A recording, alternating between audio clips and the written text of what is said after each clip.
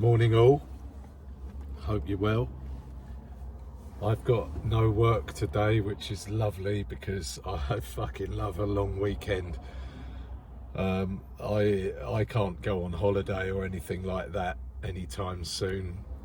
I'm self-employed, I have to work and I'm happy to do that, but when I get a Friday, Saturday, Sunday, it's just a little bonus. I've had running around to do, and I've got more bits and bobs to get on with, and that's also good because things sit around for ages and it really irritates me. I like to get my stuff done. And I'll tell you what else really irritates me: when you leave the barber's with a cigarette in your pocket, a roll up, and you get to the car and you can't fucking find it. It's gone. It must have fallen out of my pocket.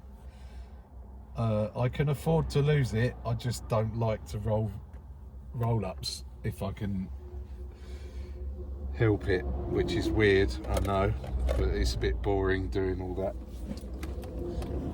I really wish I could find that fucking roll up, but I can't. Okay, so had a really very nice message from Mark, my ghostwriter, this morning. We've been working hard together to get this book where I would like it to be, or at least some semblance of that. And for those of you who haven't seen the screenshot of his message on Facebook this morning, he was just very complimentary, and he doesn't need to do that. Everyone knows I don't need smoke blown up my arse at all. It is what it is. But he actually did finish what he said by, I'm still looking for that roll up, by saying that having edited journalists' work for national newspapers for the last 30 years, he said that what I write is up there with the very best of it, and that's some compliment. And I know Mark well enough now to know that he wouldn't just be saying that. He did tell me when we very first spoke that I was what he called a brilliant raconteur, a great storyteller, and that's really very nice. And you know, if my path had been different in life up to now, then who knows where that would have gone.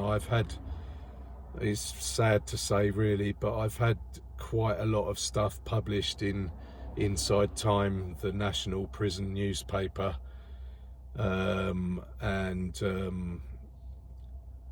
yeah, I enjoy doing that stuff. I can be a little bit wordy at times, which I'm aware of, and I'm sitting here watching a bloke throwing all his shit out of a van onto the floor. What the fuck? Literally just throwing all his shit on the floor in front of me. What a nice person. He's going into the cafe that I'm going into. I will be having words. Anyway, where was I? Yeah, so that was really nice of Mark, and really gave me a little boost. I'm working hard on this book right now, and it's not easy to kind of portion out my time. I have so little, but today I'll be doing a good 2 or 3 hours. I'm on my way home now, so we'll get some more work done. Can I also say while I'm on that, I've had one or two or three people in the last couple of weeks who have come to me for advice regarding family members who may have got themselves into a little bit of bother. One in particular is a drugs thing. And again, I feel kind of humbled that people will come to me and ask me, look, it's not just the fact that I used to be a drug dealer, that I used to be in prison. I do know a fair bit about all of this stuff. I do know the law fairly well for a lay person. And again, my first kind of response is, bear with me, I will speak to you, I will message you.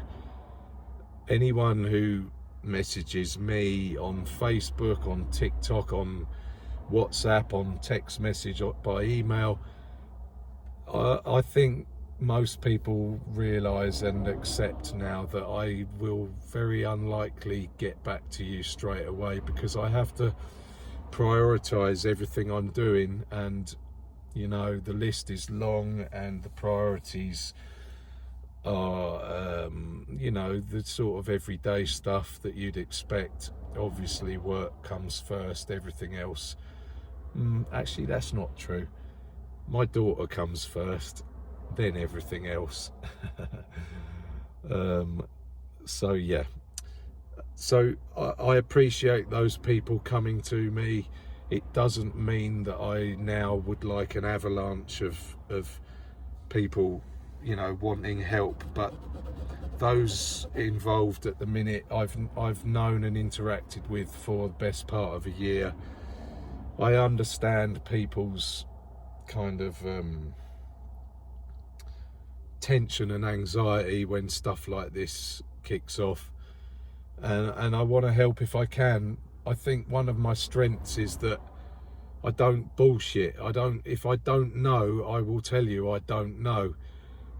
I can give, you know, estimates, theories, hypotheses, whatever you want to call them, but I will point out that this is only according to my judgment and not necessarily set in stone.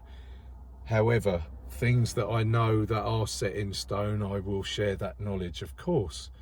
Why wouldn't I? And again, I say I'm kind of humbled and privileged to be asked, so I appreciate that. I'm also asked lately what's going on with TikTok and all the rest of it, and yeah, I've been a bit quiet, but you know what, I've said this before and I'll say it again. There are periods where I just don't feel like I've got anything to say that's worth hearing, and therefore I am not the person to just waffle on and talk shit for no reason. I like what I give to have substance, and I like it to have some meat on the bone. So I'm not a person to sit doing videos just for the sake of it. Today I have something to say, and tomorrow who knows. This is so typical as well. There is something else I'd like to say. Some of you people have got hawk eyes, because I think at the weekend, during or after one of the lives, somebody messaged me and said, is your eye all right? It looks like you're struggling again. And it was fine.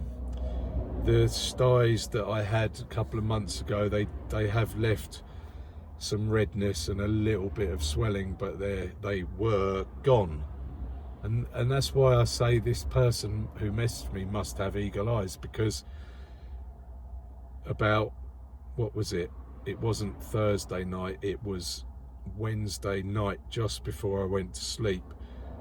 I rubbed my eye and I just felt a tiny something, which expanded yesterday, and this morning I've woken up and yeah, I've got a sty coming on yet again. Same eye, same eyelid.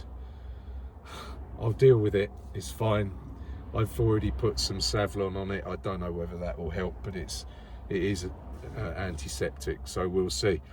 I'm going for breakfast. Have a great day, everybody. Adios.